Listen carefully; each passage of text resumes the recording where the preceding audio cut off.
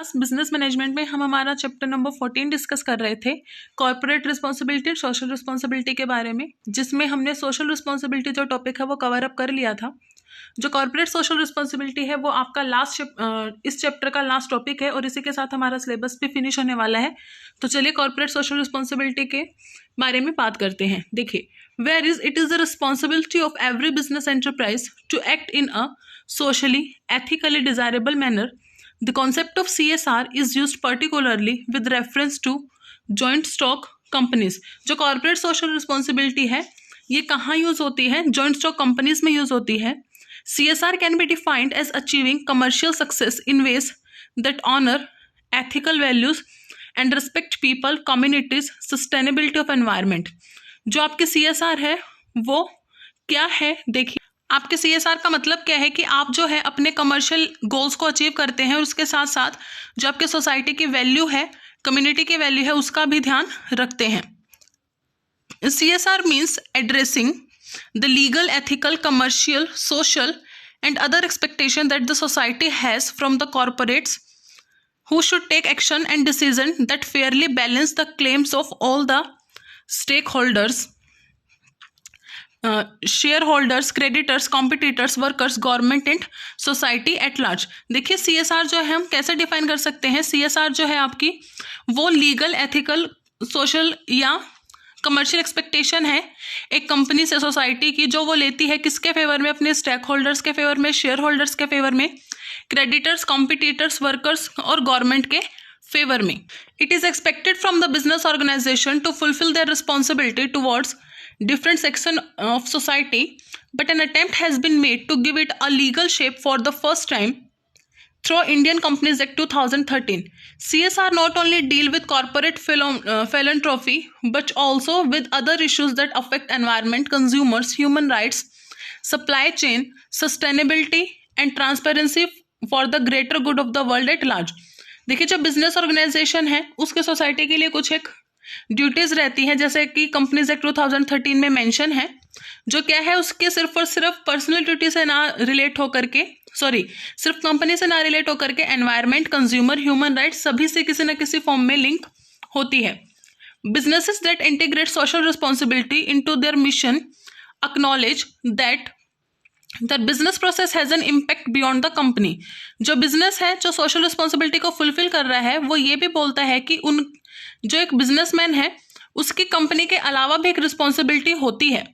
CSR is viewed as comprehensive set of policies, practice and program that are integrated into business operations, decision making process throughout the company and include responsibility for current and past action as well as future impact. जो CSR है वो क्या करता है, किस चीज में help करता है कि हम ऐसे पॉलिसीज या प्रैक्टिसेस या प्रोग्राम लॉन्च करें जो क्या है हमारे बिजनेस ऑपरेशन के भी अकॉर्डिंग हो। इसके अलावा जो हमारे सोशल रिस्पॉन्सिबिलिटी है आज के लिए, करंट टाइम के लिए और पास्ट के लिए, वो भी क्या है इस तरीके से फुलफिल की जाए कि फ्यूचर में जो है वो एक great impact they. The ministry of corporate affairs, government of India has recently notified the section 135 of companies act 2013 along with companies rule 2014 and other notification related thereto, which make it mandatory with effect from 1st April 2014 for certain companies who fulfill the criteria as mentioned under subsection 1 of section 135 to comply with provision related to CSR. देखिए, जो ministry corporate affair government of India ने एक notice issue किया था कि वो companies जो subsection 1 of section 135 companies act 2013 के सारे एलिजिबिलिटी क्राइटेरिया को फुलफिल करती है, उन सभी कंपनीज को CSR से रिलेटेड सारे जो भी रूल्स एंड रेगुलेशंस हैं उन्हें फॉलो करना पड़ेगा। As per the set section, the companies having net worth of ₹500 crore और मोर और टर्नओवर ऑफ ₹1000 करोड़ और मोर और नेट प्रॉफिट ऑफ ₹5 करोड़ और मोर during any financial year shall be required to constitute a CSR committee of the board. देखिए, उन्होंने क्या बोला है, वो कंपनीज जिनकी नेट जो कैपिटल है वो 500 करोड़, 1000 करोड़ या उनका जो नेट प्रॉफिट है वो 5 करोड़ से ज़्यादा है, वो इसके अंडर आती है, CSR के under. Hereafter CSR committee, the committee shall be comprised of 3 or more director out of which at least 1 director shall be an independent director. वो सभी कंपनीज जो CSR के अंडर अपने इस एलिजिबिलिटी क्राइटेरिया को फुलफिल कर रही है उन्हें अलग से एक CSR कमेटी बनानी होती है, जिस कमेटी में 3 डायरेक्टर होते हैं और उनमें से एक डायरेक्टर जो है वो इंडिपेंडेंट डायरेक्टर होता है। The boards report shell disclose the composition of the CSR committee. जो बोर्ड के जो भी रिपोर्ट है वो CSR कमेटी को दिखाई जाती है। All such companies shall spend in every financial year at least 2% of the average net profit of the company made during 3 immediately preceding financial year in pursuance of its CSR policy।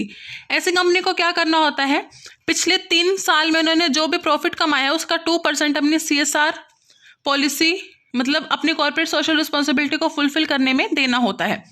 Such companies coming under the ambit of CSR shall be required to incorporate in its board's report an annual report on CSR, detail of CSR expenditure during the financial year in case the company has failed to spend 2% of the average net profit of the last 3 years, the reason thereof। देखिए इन companies को जो है जब भी उनकी board of director की meeting होती है उसमें उन्हें एक CSR रिपोर्ट भी बनानी होती है, जिसके अंदर वो ये बताते हैं कि उन्होंने कहाँ पे एक्सपेंडिचर किया है, किस चीज़ के लिए किया है, और अगर कंपनी वो 2% प्रॉफिट जो है स्पेंड करने में फेल हो गई है तो उसका रीजन क्या रहा है।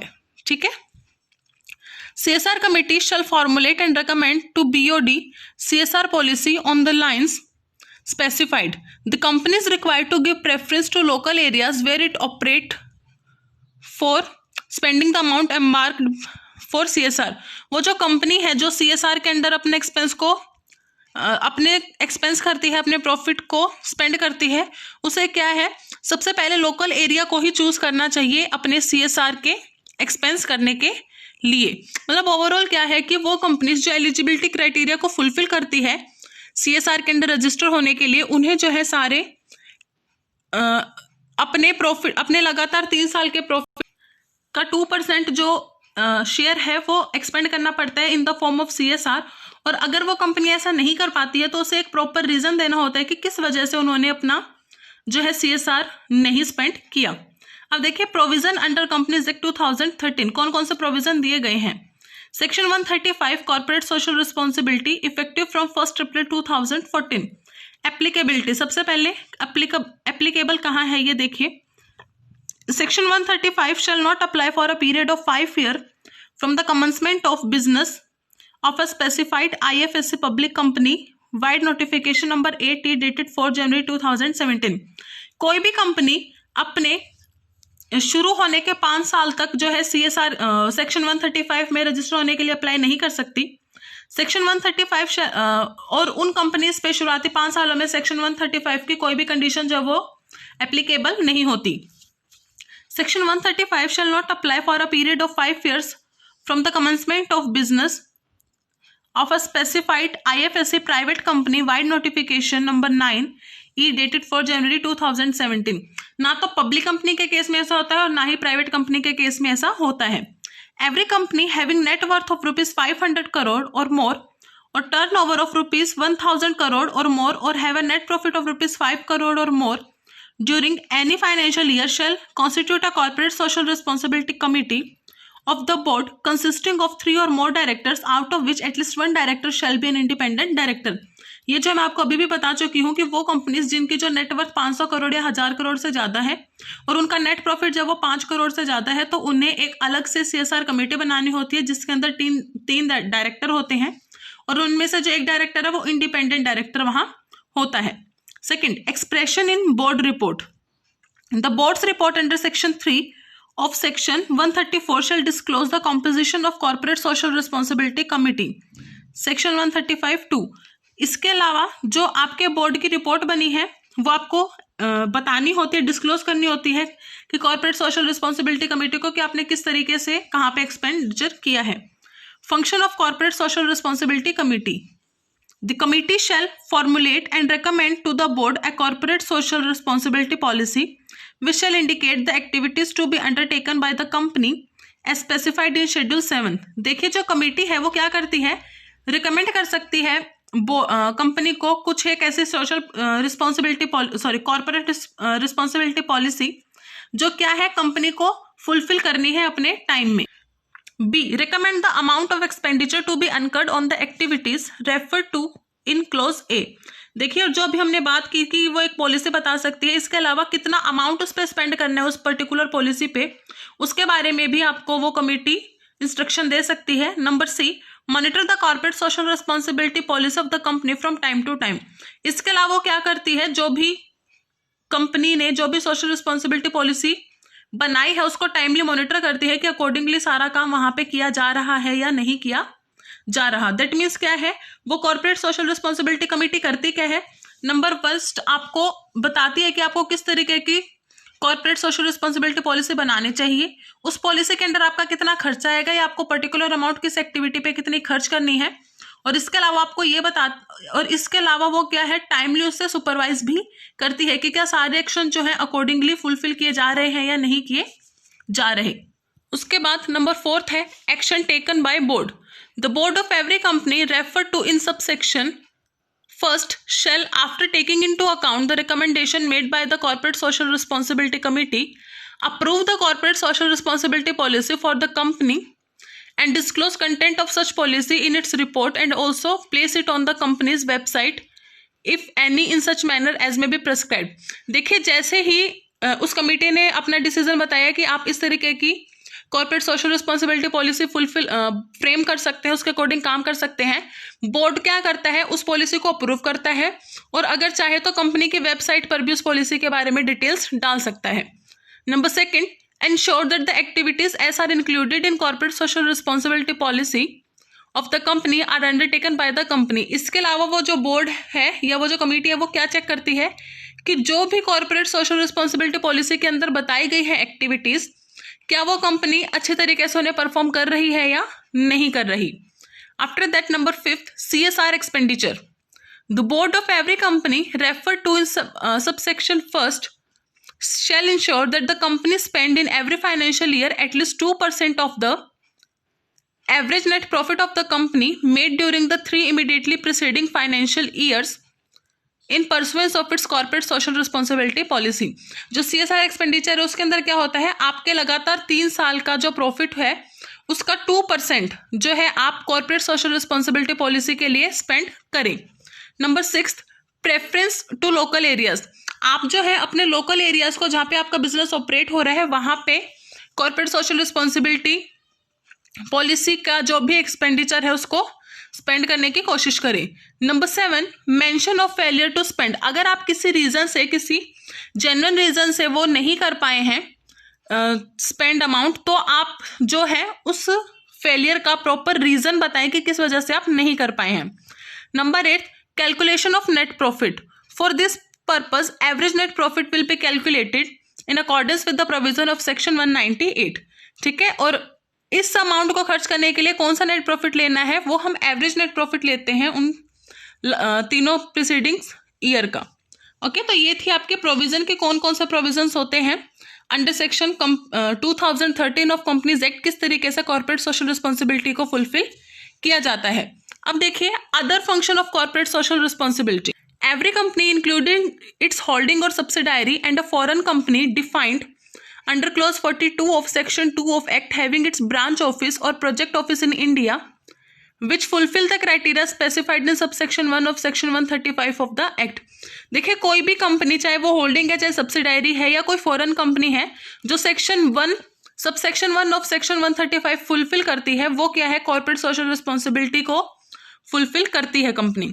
Number 2, a company may also collaborate with other companies for undertaking projects or programs or CSR activities in such a manner that CSR committee of respective companies are in a position to report separately on such project or program in accordance with these rules। अगर एक company चाहे तो किसी दूसरी company के साथ collaborate भी कर सकते हैं अपनी CSR को फुलफिल करने के लिए, बट यहाँ पे कंडीशन क्या है कि वो जो कंपनीज है अपनी रिपोर्ट में अलग अलग मेंशन करे कि उन्होंने किस तरीके का काम उसके अंडर किया है। Number 3, subject to provision of subsection 5 of section 135 of the act, the CSR project or program or activity undertaken in India only shall amount to CSR expenditure। देखिए ये पॉइंट क्या कहता है कि जो भी CSR अपनी फुलफिल करनी है, उसके अंदर कोई भी एक्टिविटी, कोई भी प्रोग्राम फुलफिल करना है इंडिया में, तो वो जो है CSR एक्सपेंडिचर के अमाउंट में से ही होना चाहिए। Number fourth, the CSR project or programs or activity that benefit only the employees of the company shall not be considered as CSR activity in accordance with Section 135 of the Act. अगर ऐसी activity जो सिर्फ और सिर्फ उस company के employees को benefit करती है, उसको हम क्या है ये नहीं कह सकते कि वो जो है एक CSR एक्टिविटी परफॉर्म की गई है. Number fifth, an unlisted public company और a private company covered under section first of section 135 which is not required to appoint an independent director pursuant in subsection 4 of section 149 of the act shall have its CSR committee without such director. देखिए, एक ऐसे unlisted company जो एक private company है, उसे कोई need नहीं है कि वो एक इंडिपेंडेंट डायरेक्टर को अपॉइंट कर अपने CSR एक्टिविटीज को फुलफिल करने के लिए. Number six, a private company having only 2 directors on its board shall constitute its CSR committee with 2 such director. अगर ऐसे प्राइवेट कंपनी जिसके अंदर सिर्फ 2 ही बोर्ड ऑफ डायरेक्टर हैं, तो वो कंपनी अपनी CSR कमेटी में भी सिर्फ 2 ही बोर्ड ऑफ डायरेक्टर रख सकती है. Number seventh, the CSR committee shall institute a transparent monitoring mechanism for implementation of the CSR project or program or activities undertaken by the company. जो CSR company है उसको, जो CSR कमेटी है उसे CSR के सभी प्रोजेक्ट को बिल्कुल ट्रांसपेरेंटली मॉनिटर करना चाहिए. Number eight, CSR expenditure shall include all expenditure including contribution to corpus for project और program relating to CSR activities approved by the board on the recommendation of CSR committee. CSR expenditure में वो सारे expenditure include होते हैं जो CSR activity को fulfil करने के लिए नेसेसरी होते हैं, but shall not include any expenditure on an item not in line with activities which fall with in the purview of schedule 7 of the act. पर ऐसे एक्सपेंडिचर जो शेड्यूल 7 के अंदर नहीं आते, उनको इसमें इंक्लूड नहीं किया जाता. Number ninth, CSR reporting. The boards report of a company covered under this rules pertaining to a financial year commencing on or after the first day of April 2014 shall include annual report on CSR containing particular specified in annexure. देखिए, board of director जो है उनको in comparison with all other financial statement एक CSR report भी issue करनी होती है, जिसके अंदर सारी एक्टिविटीज के बारे में डिटेल नोटिस दी जाती है. Number 10th, in case of a foreign company the balance sheet filed under subsection B of subsection first of section 381 shall contain an annexure regarding report on CSR. अगर वो आपकी foreign company है तो उसके अंदर क्या है, आपको सेक्शन 1 ऑफ सेक्शन 381 के अकॉर्डिंग अपनी सारी रिपोर्ट देनी होती है. Rules. Rule 10, display of CSR activity on its website. The board of director of the company shall after taking into account the recommendation of CSR committee approve the CSR policy for the company and disclose content of such policy in its report, and the same shall be displayed on the company's website if any as per the particular specified in the annexure. और जब board of director जो CSR policy को fulfil कर लेते हैं, उसको accept कर लेते हैं, उसके बाद जो बोर्ड ऑफ डायरेक्टर है उन्हें क्या करना होता है, अपनी CSR पॉलिसी को अपनी कंपनी की वेबसाइट पे भी डिस्क्लोज करना होता है. उसके बाद देखिए, केस स्टडी दी हुई है CSR की, जो आप चाहें तो पढ़ सकते हैं, अदरवाइज आप चाहें तो उन्हें ना भी पढ़ें, क्योंकि ये आपके पेपर में नहीं पूछी जाती. ओके स्टूडेंट्स, तो यहाँ पे जो है हमारा चैप्टर भी फिनिश हो रहा है. आज हमने जो है CSR के बारे में पढ़ा कि कॉर्पोरेट सोशल रिस्पॉन्सिबिलिटी क्या होती है, कॉर्पोरेट सोशल रिस्पॉन्सिबिलिटी में किस तरीके से चीजें कंप्लीट की जाती है, उसके क्या क्या प्रोविजंस हैं और फंक्शन क्या है कॉर्पोरेट सोशल रिस्पॉन्सिबिलिटी के. स्टूडेंट्स, इसी के साथ हमारा सिलेबस भी कंप्लीट हो रहा है. So I'm going to wind up my session. Thank you. Have a nice day.